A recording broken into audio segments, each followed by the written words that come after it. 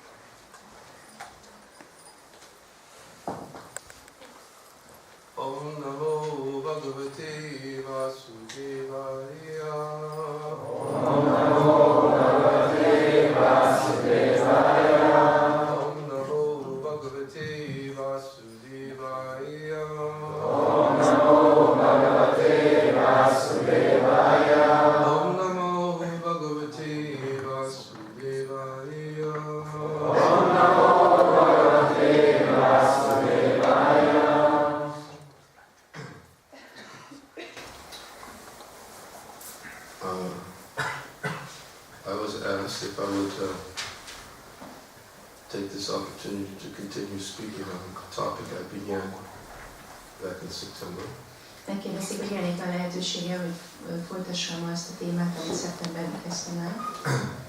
The last time I spoke on Sunday in September, I was introducing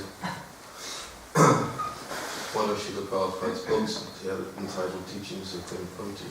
Előbb, amikor szeptemberben visszatem itt a vasárnapi programon, akkor Srila Prabhupának az egyik könyvét, Kunti Devi imáit kezdtem el.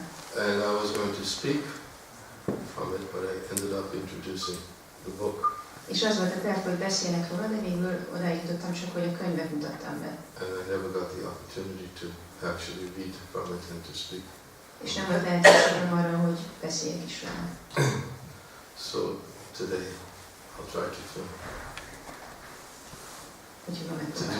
do what I was planning to do last time. Megpróbálom azt csinálni, amit a múltkor terveztem. Although for those of you who were here, hopefully I was able to help you appreciate the significance of this wonderful book. Persze azok számára, akik itt voltak, akkor remélem, hogy segített abban, hogy értékeljétek ezt a csodálatos könyvet. As I shared with you just how much this book meant to me because of its influence in my formative years in Krishna consciousness movement. Ahogy megosztottam veletek, hogy milyen sokat jelentett számomra ez a könyv a Krishna tudaton kezdő éveiben. Because this book was actually compiled in a series of lectures that Srila Prabhupada gave in the spring of 1973. Ezt a könyvet 1973-ban Prabhupada által tartott lecke sorozatból szerkesztették. Which were lectures that he delivered at the same time that I was beginning my association with members of the Krishna consciousness movement. Ezeket a leckéket akkor tartott a Srila Prabhupada, amikor elkezdtem kapcsolódni a Krishna tudatú baktákhoz. And the lectures had a very big impact on me. És a leckéknek nagyon nagy hatása volt rá.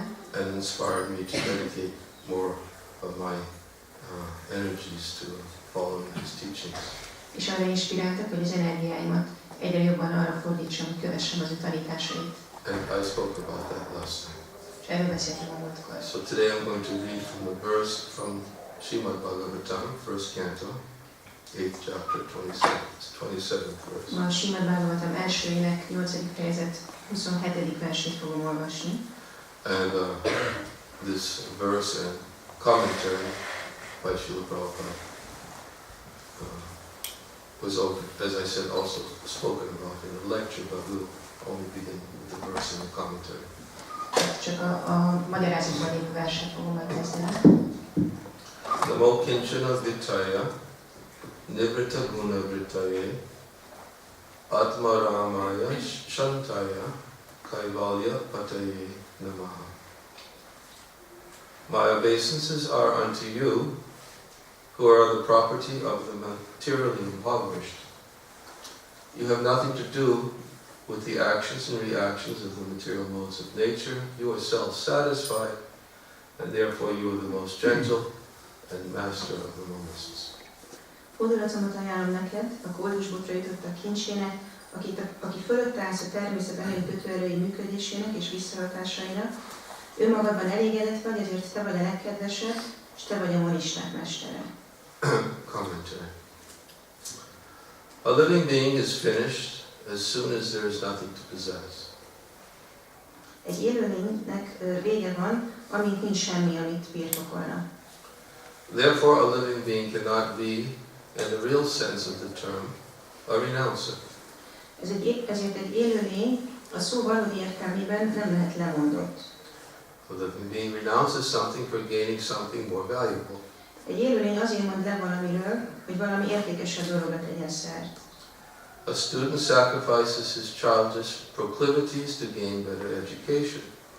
Egy diák feláldozza a gyermeki tevékenységeit, hogy jó oktatásban részesüljön. A servant gives up his job for a better job. Egy szolga feladja a munkáját egy jobb munkáért.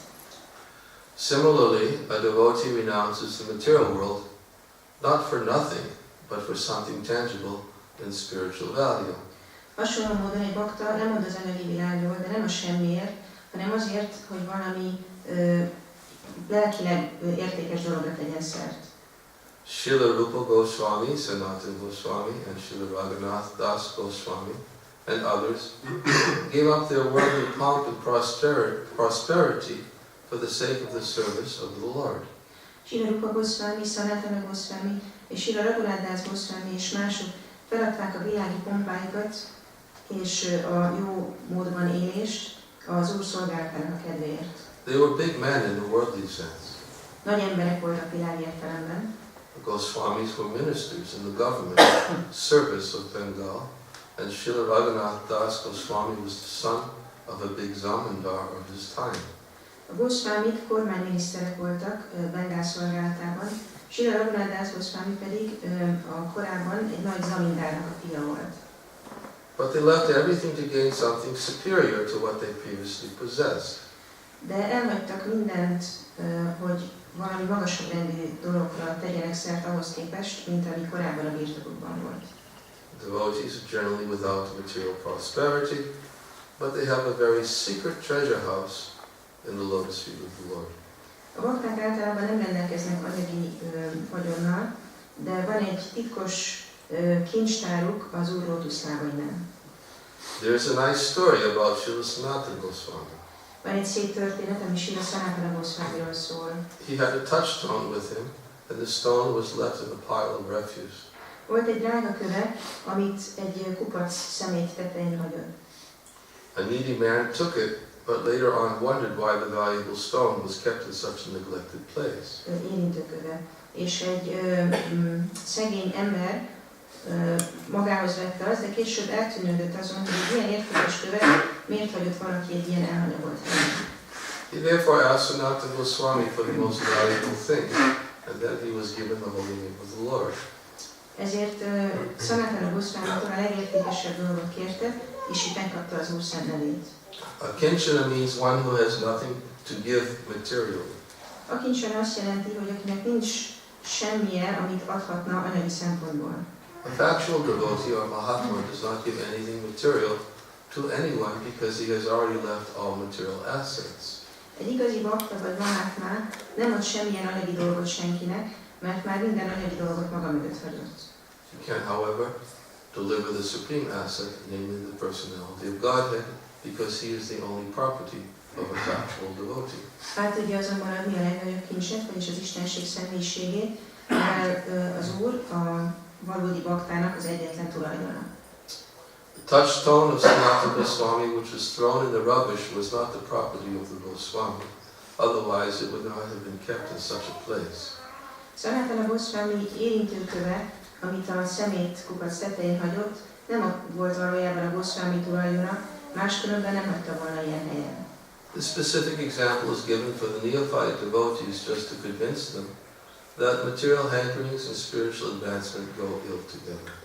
Ez a példa azt tanítja a kezdő baktáknak, vagy arra győzi meg őket, hogy az anyagi törekvések és a lelki fejlődés nem tudnak egymás mellett működni. Unless one is able to see everything as spiritual in relation with the Supreme Lord, one must always distinguish between spirit and matter. Ha valaki nem tud mindent lelkinek látni, a legfelsőbb Úrral kapcsolatban, akkor mindig különbséget kell tennie a lélek és az anyag között.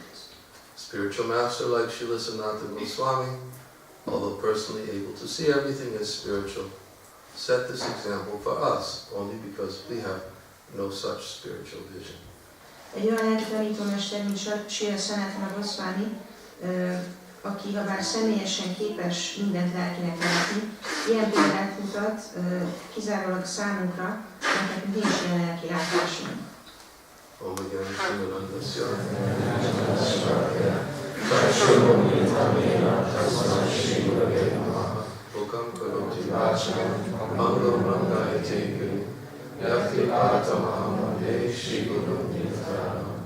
Namah Vishnu-padaya, Krishna-prasaya Bhutale, Srimati Bhakti-vedanta Swami Namaste Saraswati Devi Gauravani Vijayate, Nirvishesha Srimati Bhakti-vedanta Jai Shri Krishna Chaitanya Prabhu Nityananda Shri Advaita Srivasana Gaura-bhakta-vrinda Hare Krishna, Krishna Krishna, Hare Hare Hare Rama, Rama Rama, Hare Hare.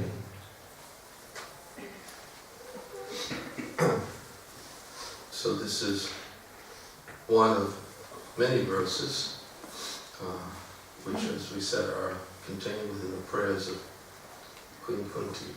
Ez egy vers, sok vers közül, amelyek Kunti Dévinek az imái. And in this verse, very beautiful verse, Kunti Devi is offering her prayers to Krishna and saying that you are the property of those who are materially impoverished. És ebben a nagyon gyönyörű versben Kunti Dévi összeteszi a kezeit és a tiszteletit ajánlja Krishnának, és azt mondja, hogy te vagy az anyagilag szegények, és nincs telemeknek a tulajdona. And Srila Prabhupada, in his commentary, begins by making a very important point. Srila Prabhupada magyarázatát egy nagyon fontos üzenettel kezdi. And that point is a point which is oftentimes misunderstood.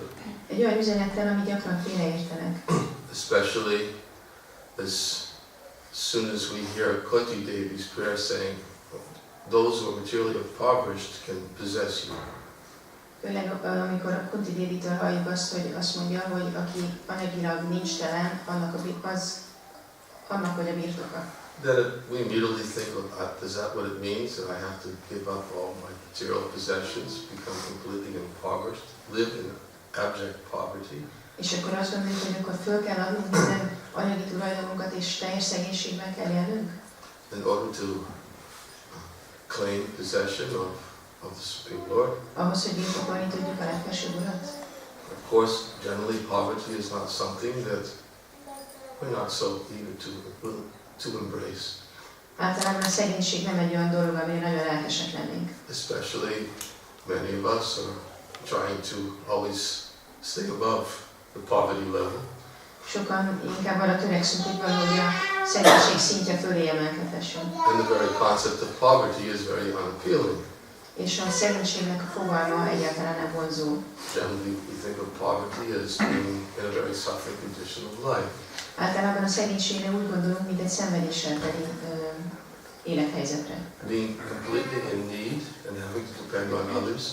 Amikor az embernek csak szükségletei vannak, és másokon kell függnie. And embarrassing. Ez egy ilyen szégyenteli helyzet. Therefore, most people think that, poverty is not something I want to voluntarily embrace. Ezért a legtöbben azt gondolják, hogy a szegénység nem egy olyan dolog, amit önkéntesen szeretnék megkapni. Therefore, Srila Prabhupada has helped us to understand the meaning of materially impoverished here in this commentary. Ezért Srila Prabhupád ebben a magyarázatban segít, hogy megértsük azt, hogy mit jelent az, hogy anyagi szempontból nincs telen. And it begins with a very important sentence by saying that the living being is finished as soon as there's nothing to possess. Ezzel a mondattal kezdi a magyarázatát, hogy azt mondja, hogy egy élőlénynek vége van, amíg nincs semmi, amit birtokolhatna. In other words, it's very natural to possess something. Vagyis nagyon természetes, hogy az embernek van birtoka. In fact, not only is it natural, but it's our inherent nature to possess something. Ez nem csak úgy természetes, de hogy ez a természetünkhöz tartozik. And therefore he says that therefore no living being can in a true sense actually be a renouncer. És aztán azt mondja, hogy ezért semmilyen élőlény sem tud a szószoros értelmében lemondani valamiről. Although sometimes we may hear that there are people who have renounced worldly life. Persze hallunk olyanokról, akik lemondtak a világi életről. But Srila Prabhupada explains that we see in ordinary life that nobody gives up something without anticipation of having something better. De Prabhupád mondja, hogy látjuk a közönséges életben, hogy senki sem mond le valamiről, hogyha nem gondolja azt, hogy azáltal el tud érni valami jobb dolgot.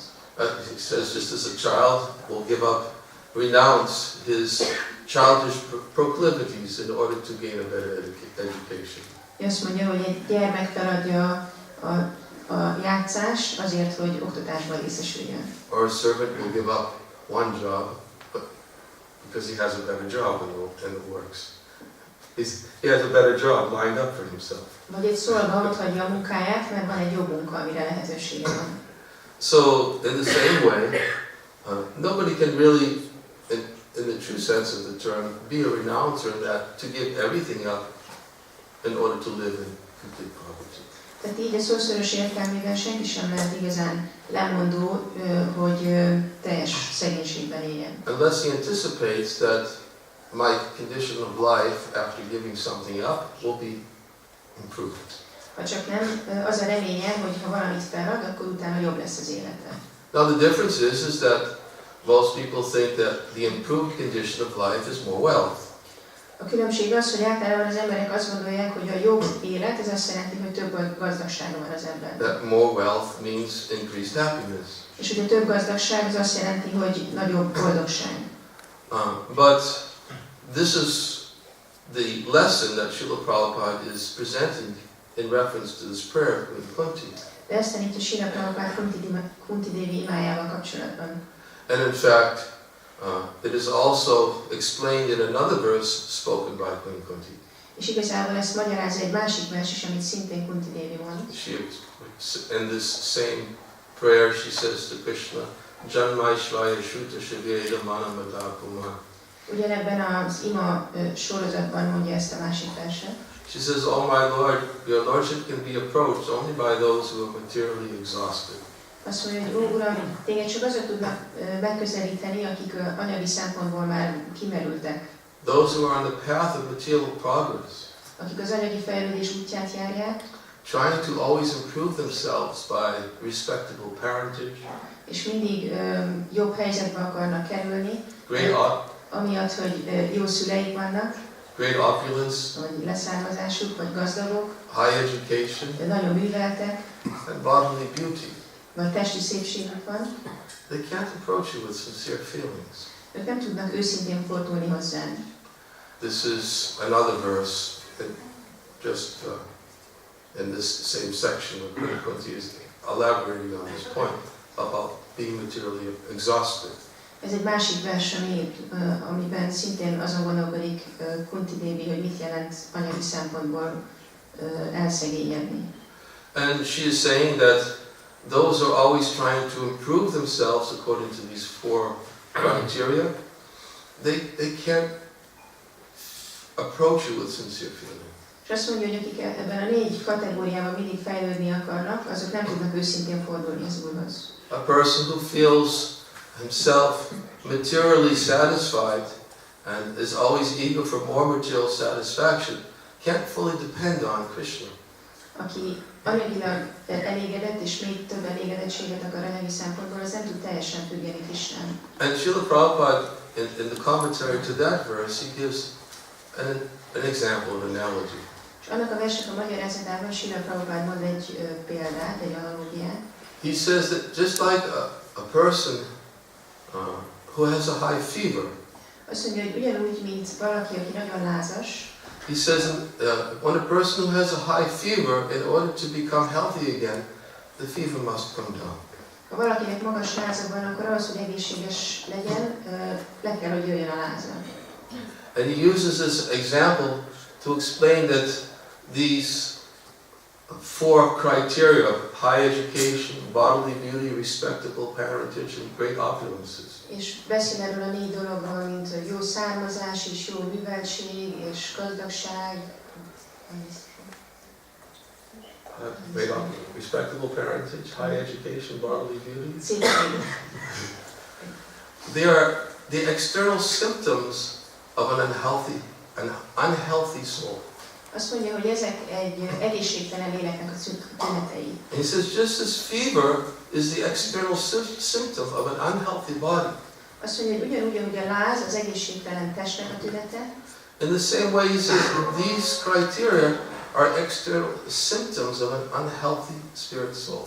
azt mondja, hogy ha valakinek ezek a kritériumai, akkor ez egy egészségtelen léleknek a tünete. Because the spirit soul requires strength and nourishment Mert egy léleknek szüksége van erőre és arra, hogy táplálva legyen, in order to feel satisfaction. annak érdekében, hogy elégedetnek érezze magát. Material satisfaction satisfies the urges of the mind and the senses. Az anyagi elégedettség elégedetté teszi az elmét és az érzékeket. But oftentimes, even those who have great opulence De gyakran még akik nagyon gazdagok, are completely bereft of the satisfaction of the soul. ők sem elégedettek a lelkükben. And because their whole life is dedicated to satisfying the needs of the body without recognizing the needs of the soul. És mivel ők az egész életüket azzal töltik, hogy a testüket elégedetté tegyék, nem veszik észre, hogy mik a léleknek a szükségletei. They live in a very unhealthy state. És nagyon egészségtelen állapotban élnek. They don't have spiritual health Nincs lelki egészségük, because they haven't found the secret which is accessible only in the opulence which is given by the Lord. mert nem találták meg azt a titkot, ami csak abban a gazdagságban rejlik, amit az Úr ad. And what is that opulence which the Lord himself personally gives? És mi ez a gazdagság, amit az Úr maga személyesen ad? The opulence which the Lord personally gives, Prabhupada also refers to it here in this commentary. Arra a gazdagságra, amit az Úr személyesen ad, Prabhupád utal itt a magyarázatban. He says the opulence that the Lord personally gives is himself. Azt mondja, hogy ez a gazdagság, amit az Úr személyesen ad, ez maga az Úr. He refers to, in this verse, as giving his lotus feet.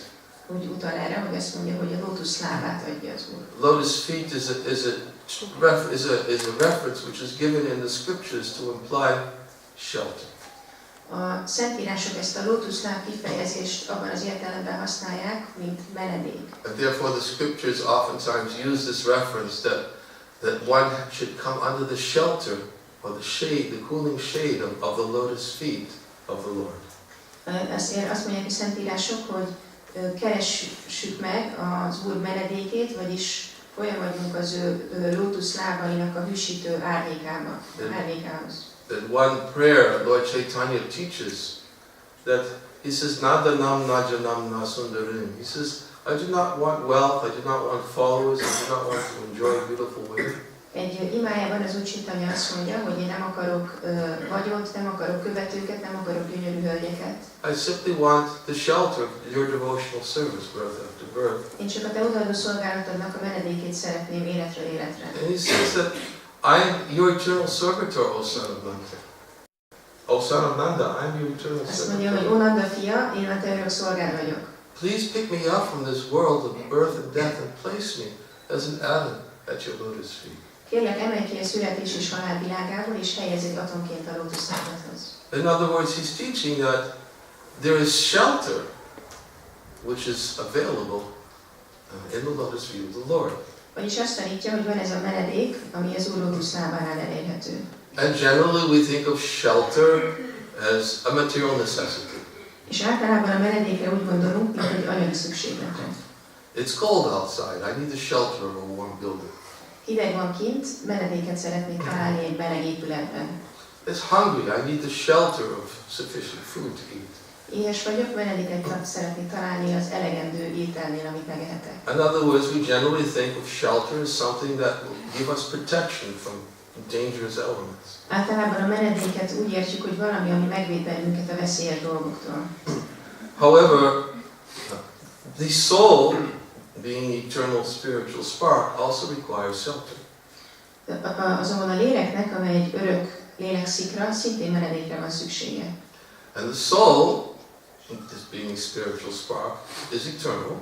És a lélek, ami egy lelki szikra, örök, and has its own necessities separate from the necessities of the body.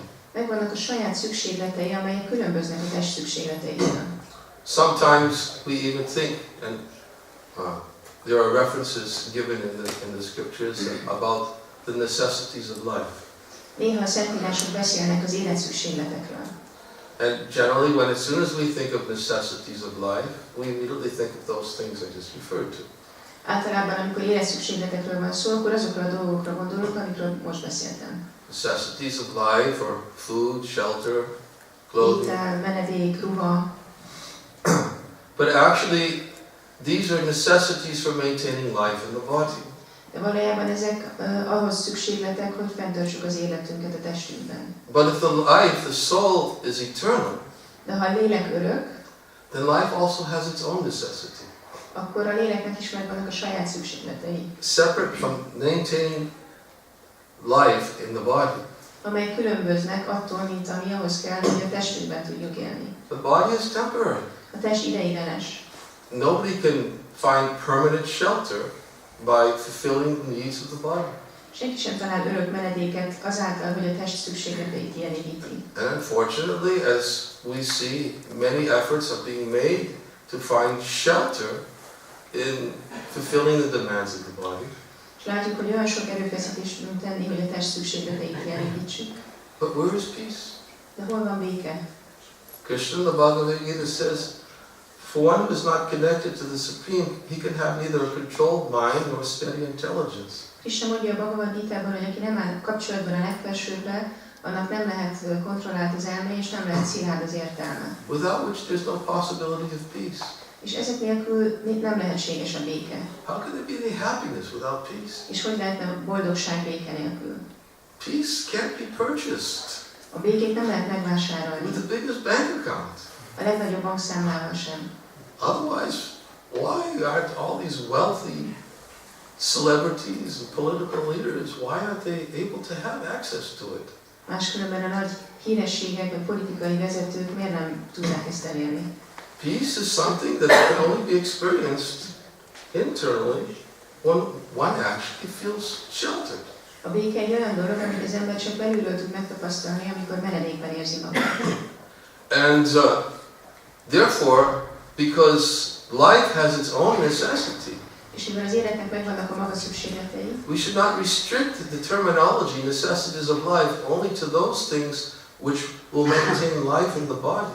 ne korlátozzuk ezt a kifejezést, vagy életszükségletek pusztán azokra a dolgokra, amelyek a testi szükségletek. There is a necessity beyond those temporary assets Vannak szükségletek túl ezeken az ideiglenes dolgokon, which give temporary gratification to the body. amelyek pusztán ideiglenesen teszik elégedetté a testet. And that necessity of life is to understand my relationship with the Supreme. És ez a szükséglet az, hogy megértsük a kapcsolatunkat a legfelsőbbel. Without understanding that relationship, that connection, as Krishna says in Bhagavad Gita, is very difficult to have a controlled mind and steady intelligence, and therefore very difficult to have peace. Anélkül, hogy megértenék ezt a kapcsolatot, Krishna mondja a Bhagavad Gitában, hogy nagyon nehéz, hogy valakinek kontrollált legyen az elmélet, szilárd legyen az értelme, és enélkül hogy lehetne békés. But peace is something everybody's looking for. De a béke egy olyan dolog, amire mindenki vágyik. Oh yes, everybody's looking for wealth, Persze mindenki vágyik vagyonra is, but that doesn't give them peace. de ez nem teszi őket békéssé. Everybody's looking for many other assets, as you described, but that won't give them peace. Mindenki vágyik sok másik dologra is, amiről beszéltünk, de ezek sem teszik őket békéssé. Peace is something that only comes when actually understands his relationship with the Supreme. A béke egy olyan dolog, amit csak akkor ér el az ember, hogyha megérti a kapcsolatát a legfelsőbbel. And when the connection is made and one understands his relationship with the Supreme, És amikor megvan ez a kapcsolat, amikor megértjük a kapcsolatunkat a legfelsőbbel, one can be peaceful in any condition of life. akkor bármilyen élethelyzetben békések tudunk lenni. And that's what Queen Kunti is describing here in this prayer, and what Srila Prabhupada is explaining in the commentary. És erről beszél Kunti Devi ebben az imájában, és Srila Prabhupada is a magyarázatában. And as we gave the example that the symptom of an unhealthy body is when the symptom, the fever is there, then one has to bring the fever down. Mondtam ezt a példát az egészségtelen testről, hogyha valakinek magas láza van, akkor ezt a lázat le kell húzni. Similarly, these four criteria that we gave, one actually, in order to feel one connection with the Supreme, then these also have to come down. Ugyanígy, ahogy mondtuk ezt a példát erről a 4 kritériumról, hogyha valaki akarja ezt a kapcsolatot a legfelsőbben megtapasztalni, akkor ezekből a kritériumokból engednie kell. And therefore they're described as symptoms of an unhealthy soul. Ezért nevezik ezeket az egészségtelen lélek tüneteinek. But how to bring them down? De hogyan tudjuk ezt lecsökkenteni? Because this is what baffles people. It's a mystery. Ez az, ami az embereket így összezavarja, hogy elcsodálkoztatja, értetlenül állnak ezelőtt. Because they think the only way to bring them down is I have to just give them up. Mert azt hiszik az emberek, hogy ezeket egyszerűen csak fel kell adni. But that's not what Queen Kunti is saying. De Kunti királynő nem ezt mondja. That's not what Srila Prabhupada is saying. Srila Prabhupada nem ezt mondja. That's not what Srila Rupa Goswami, Srila Sanatana Goswami, and our previous acharyas are saying. Rupa és Sanatana Goswami és az előző ácsáryák sem ezt mondják. They are explaining something quite different. Ők egy egész más dologról beszélnek. They're explaining that these things will automatically come down. Azt mondják, hogy ezek a dolgok automatikusan lecsökkennek. When one actually seeks one's relationship with the Supreme. Amikor valaki valóban keresi a kapcsolatát a legfelsőben. How do they come down? Hogy csökkennek le? Not by just renouncing them, giving them up. Nem úgy, hogy egyszerűen csak feladjuk őket. They automatically come down because one begins to experience a higher satisfaction of the self. Azért csökkennek le, mert az ember egy magasabb rendű elégedettséget tapasztal az önvalóból. And then one realizes first. És megvalósítja. I don't have to be as overly dependent upon these things as I was. Hogy nekem nem kell ezeken a dolgokon annyira függnöm, mint amennyire eddig függtem. I was such a fool. Olyan ostoba voltam. I was thinking that these are the things that will give me shelter. Azt gondoltam, hogy majd ezek a dolgok, ezeknél a dolgoknál találok menedéket. But now, having experienced something of greater satisfaction and shelter, De most, hogy egy magasabb rendű elégedettséget és menedéket tapasztalok, these things are less important to me. ezek a dolgok már nagyon fontosak a számomra. It automatically happens. One doesn't have to really make any extraneous effort. Ez automatikusan történik, nem kell az embernek extra erőfeszítést tennie. It automatically appears within the heart. Automatikusan megjelenik a szívben. And there are so many examples which are given in Scripture Olyan sok példa van a Szentírásokban. of persons who made great efforts to obtain wealth. Olyan személyekről, akik nagy erőfeszítést tettek, hogy vagyonhoz jussanak. Even approached the Lord Még az Urat is in order to obtain megközelítették, wealth. hogy vagyonosak legyenek. And Dhruva Maharaj, he approached the Lord. He wanted a kingdom which is better than his great-grandfather's. Dhruva Maharaj megközelítette az Urat, mert egy nagyobb királyságot akart, mint amilyen a dédapjáé.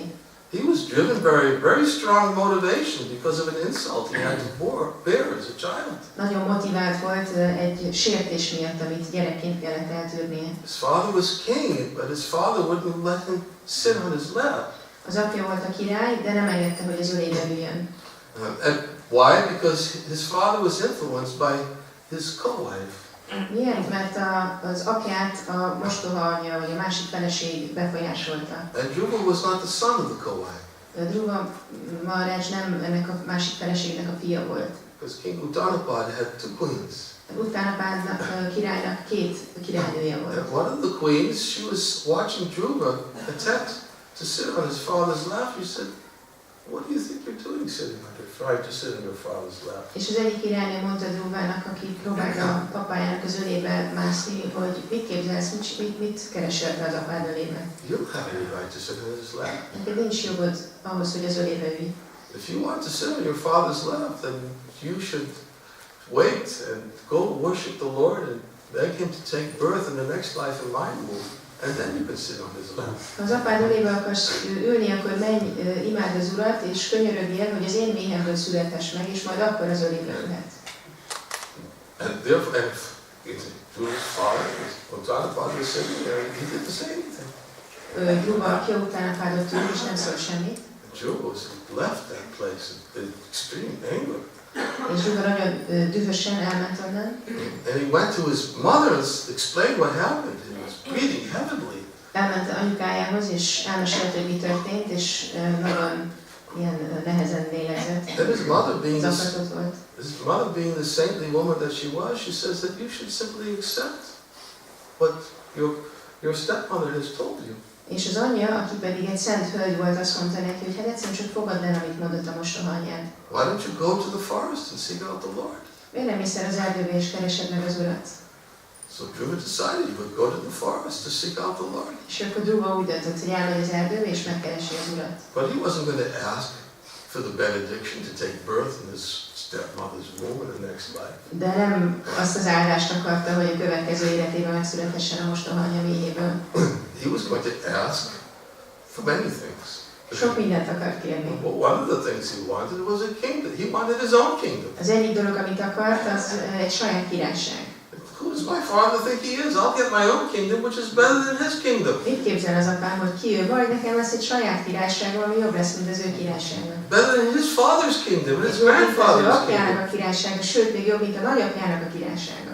And therefore, he went into the forest to perform worship under the guidance of Narada Muni. Elment az erdőbe, hogy imádja az Urat Narada Muni mutatásai szerint. Narada Muni being a very great saintly personality, he immediately went to that place when Dhruva entered to the forest.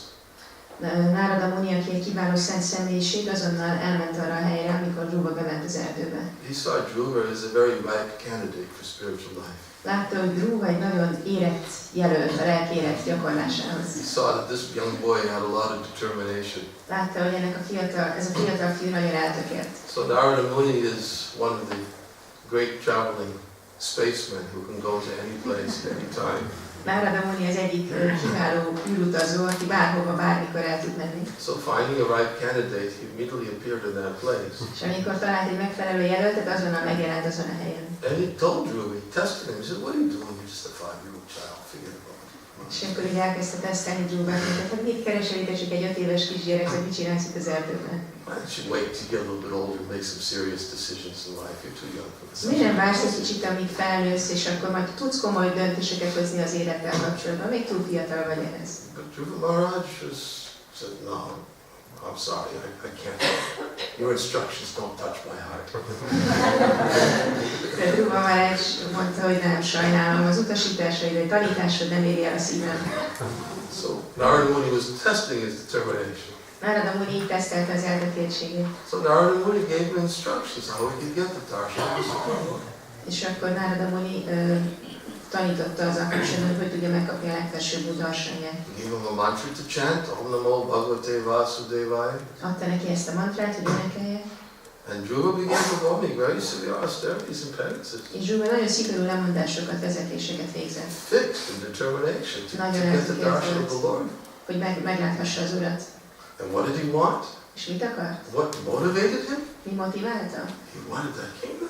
Akarta ezt a He királyságot. was told the only way he could get it is going to the Lord. És azt mondták neki, hogy ezt csak úgy kaphatja meg, hogyha az Úrhoz fordul.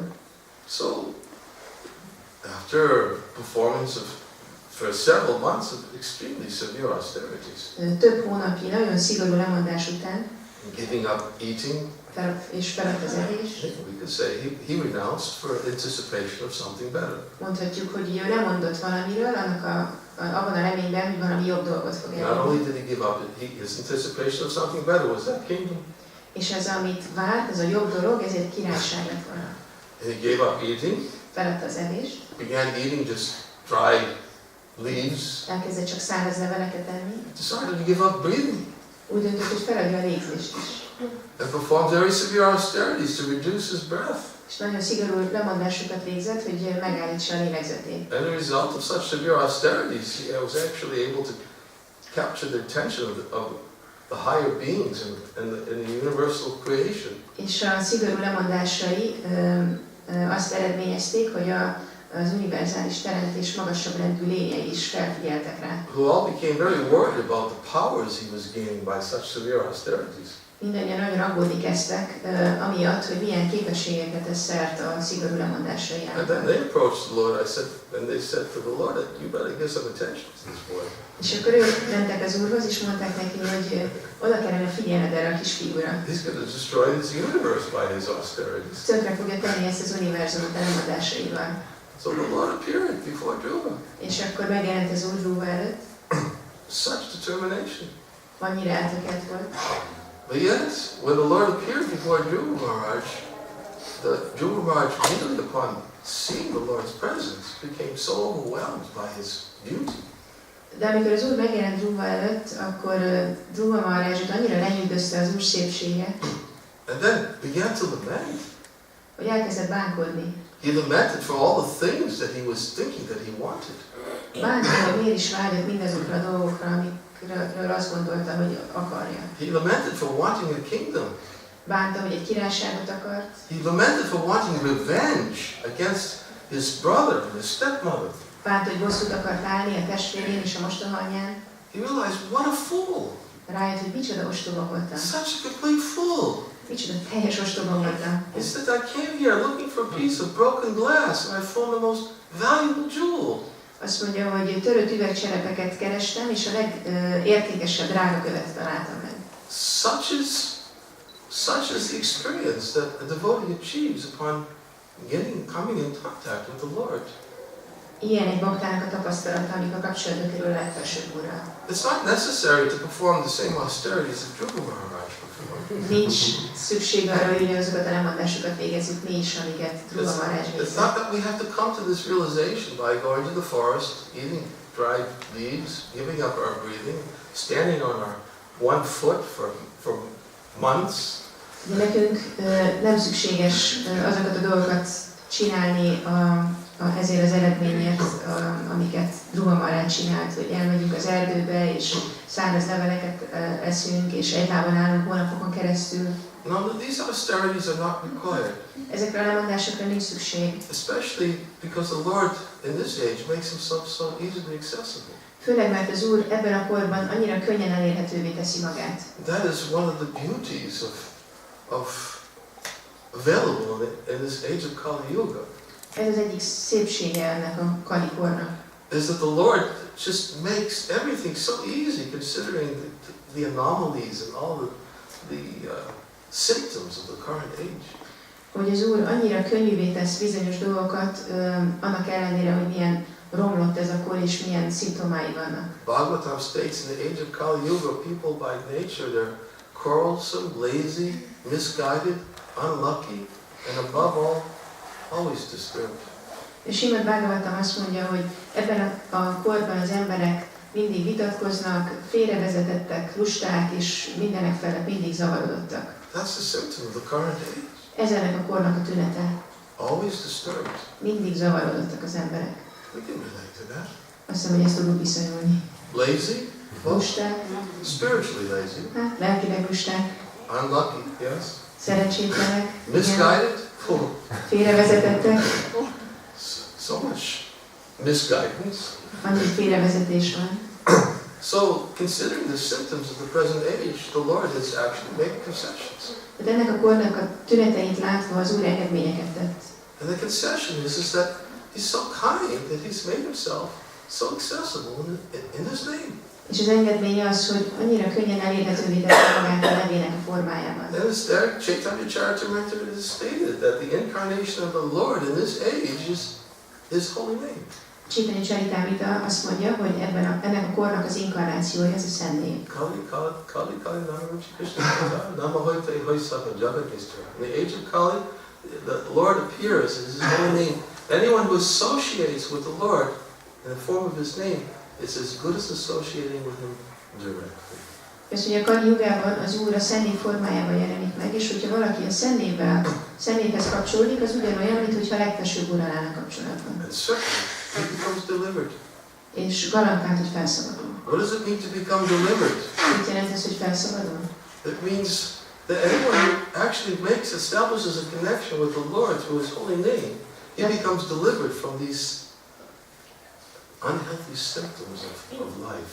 Azt jelenti, hogy ha valaki kapcsolatban lép az Úrral a Szent nevén keresztül, az megszabadul ennek az egészségtelen életnek a tüneteitől. These unhealthy symptoms of the diseased body, they have to come down.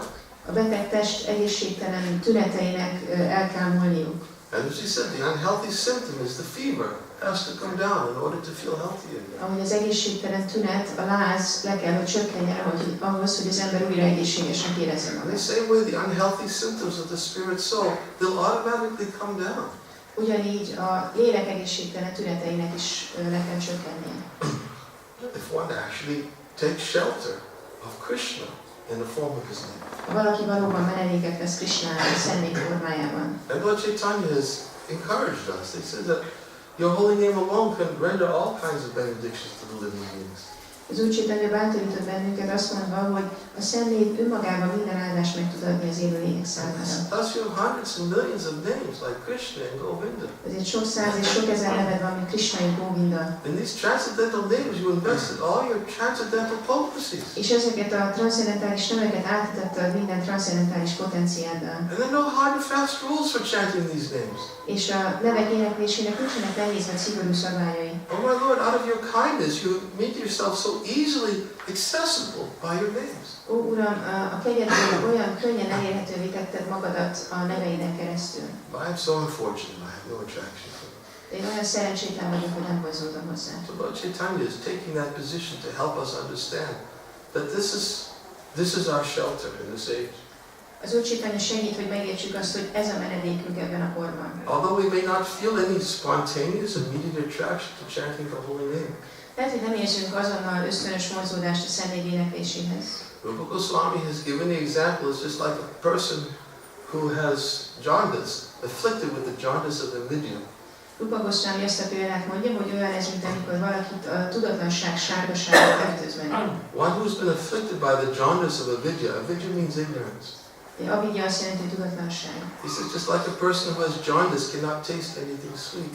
Hogyha valakinek ez a tudatlanság sárgasága van, a sárgaság esetében az ember nem tud semmilyen édes ízt tapasztalni.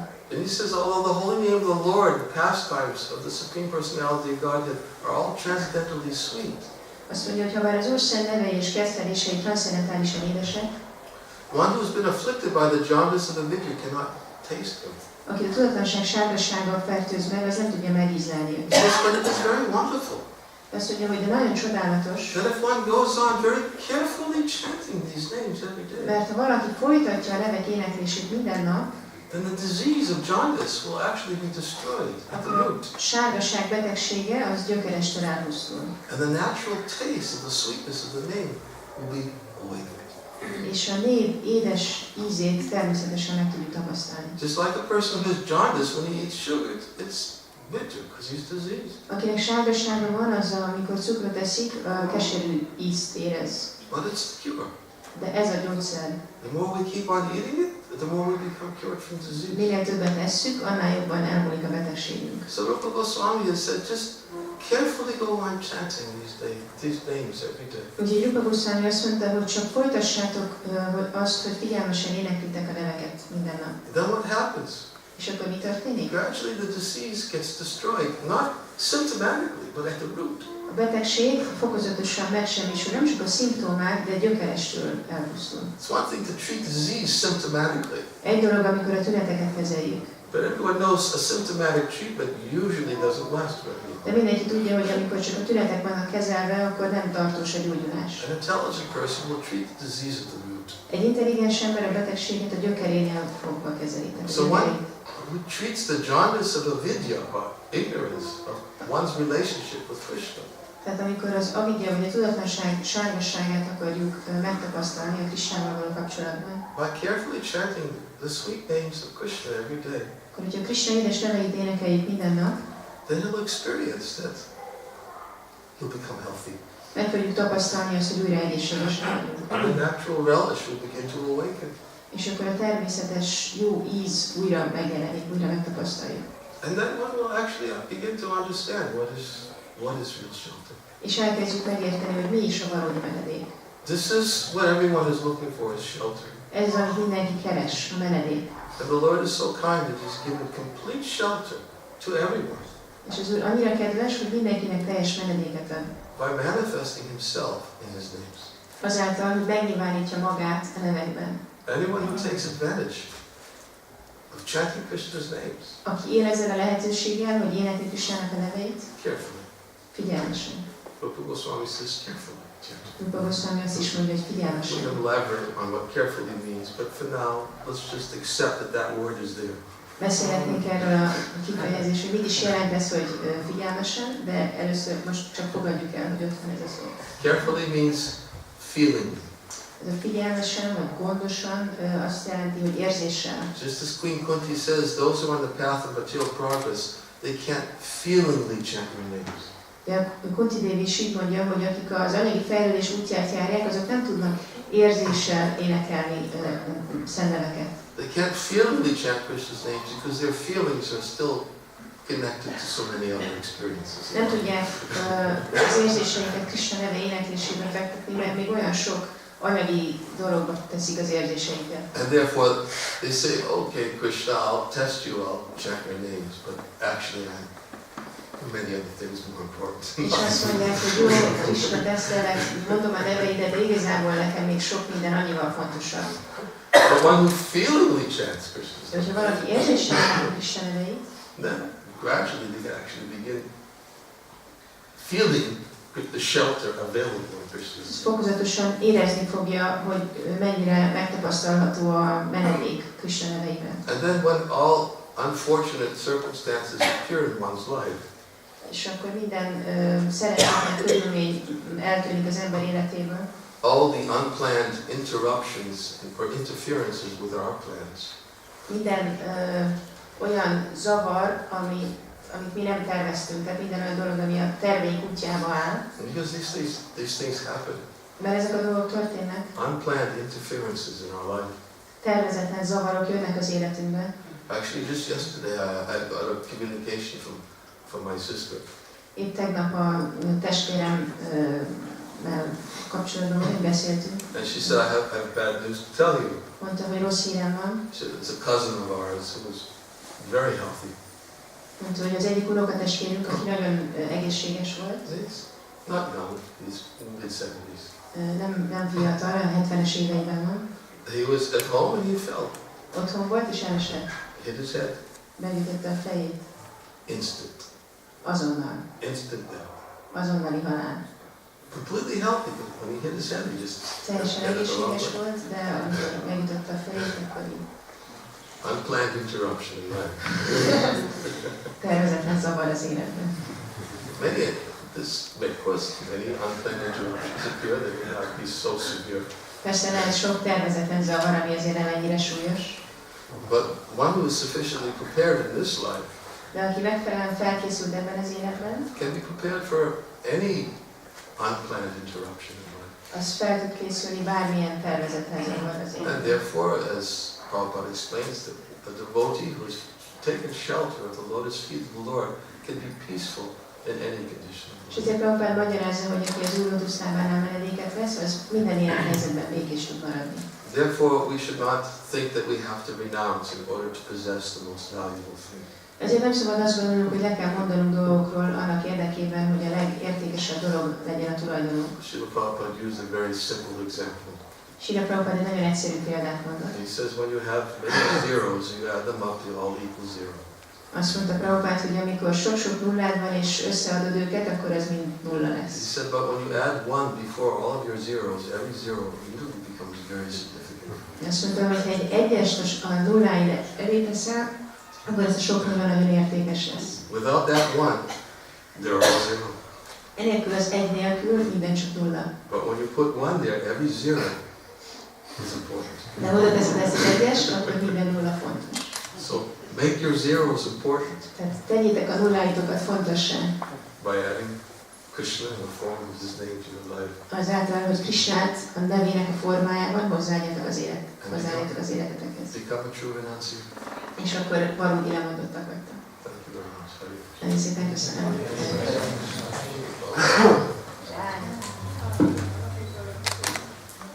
Jai Swami Maharája.